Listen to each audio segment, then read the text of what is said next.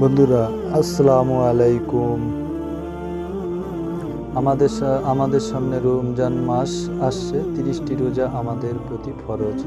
প্রথমে বলবো সোমবার ও বৃহস্পতিবারের রোজা সম্পর্কে, যাতে আমরা বুঝে যাই রোজা আমরা কেন করব। এই 2 দিন রোজা রাখার ফজিলত কি? সোমবার ও বৃহস্পতিবার রোজা রাখার 7 ফজিলত আছে। রাসূলুল্লাহ সাল্লাল্লাহু আলাইহি সাল্লাম সপ্তাহে 2 দিন সোমবার ও বৃহস্পতিবার রোজা রাখতেন। এ ব্যাপারে তিনি বলেছেন, সোমবার ও বৃহস্পতিবার দিন দুটি এমন যে এই দিন দুইটি বান্দার আমলসমূহ মহান আল্লাহর সামনে হাজির করা হয়, আর আমি রোজা থাকা অবস্থায় আমার যখন আল্লাহর সামনে পেশ করা হোক, এটাই আমি পছন্দ করি। মুসলিম শরীফ। এই জন্য আল্লাহ কিছু বান্দা সপ্তাহের সোমবার এবং বৃহস্পতিবারের রোজা রাখার ব্যাপারে বেশ আগ্রহ গ্রহণ করে। এই 2 দিনে রোজা রাখার 7টি ফজিলত এই ভিডিওতে উল্লেখ করা হলো। এক হলো আল্লাহ সন্তুষ্ট অর্জন। হাদিস ও কুদসিতে মহান রব্বুল আলামিন বলেছেন, রোজা আমার এবং আমি এর প্রতিদান দিব। 2, রাসূলুল্লাহ সাল্লাম অনুসরণ। হযরত আয়েশা রাদিয়াল্লাহু তাআলা বলেছেন, বর্ণিত রাসূল সাল্লাল্লাহু আলাইহি সাল্লাম সোমবার এবং বৃহস্পতিবারের রোজার অপেক্ষা করতেন। ইবনে মাজাহ। 3 হচ্ছে আল্লাহ তাআলা বান্দা থেকে জাহান্নামকে 100 বছরের দূরত্বে সরিয়ে রাখবেন।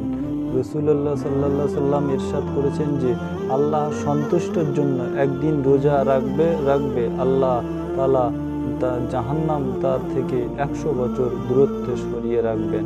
4 নম্বর, আল্লাহ তাআলা বান্দার এবং জাহান্নামের মাঝে আসমান ও জমিনের দূরত্ব সম খন্দক তৈরি করে রাখবেন। রাসূলুল্লাহ সাল্লাম বলেছেন যে আল্লাহ সন্তুষ্টির জন্য একদিন রোজা রাখবে আল্লাহ তাআলা তার এবং জাহান্নামের মাঝে আসমান ও জমিনের দূরত্ব সমপরিমাণ খন্দক তৈরি করে দিবেন। 5 হচ্ছে রোজা কিয়ামতের দিন বান্দার মুক্তির জন্য সুপারিশ করবে।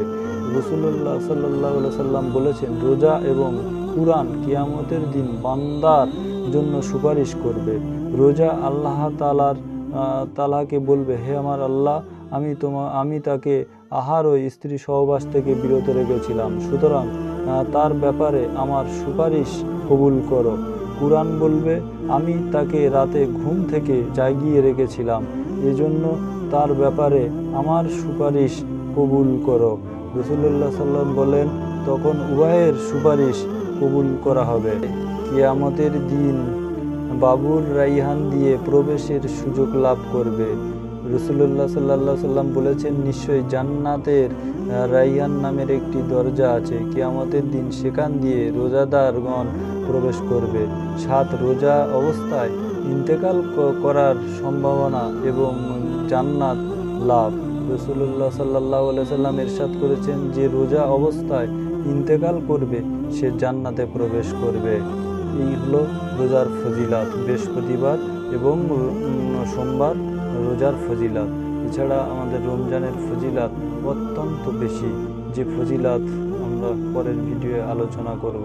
বিভিন্ন নবীদের ভিডিও আমরা আলোচনা করে থাকি, মুসা নবী থেকে ঈসা নবী, সমস্ত নবীর আলোচনা আমরা অন্য ভিডিওতে আমরা আলোচনা করব। এবং আজ এই পর্যন্ত আমার ভিডিও শেষ করলাম। যাতে রমজানুল মোবারক মাসে রোজা রাখবেন, এটাই আমার একান্ত আপনাদের কাছে অনুরোধ। কারণ এই রমজানুল মোবারক মাসে রোজা আমাদের প্রতি ফরজ। কারণ এই ফরজ পালন আমাদের অত্যন্ত কর্তব্য। বলার মধ্যে যদি ভুল ত্রুটি হয়ে থাকে মাফ করে দিবেন, আল্লাহর কাছে ক্ষমা চাইছি।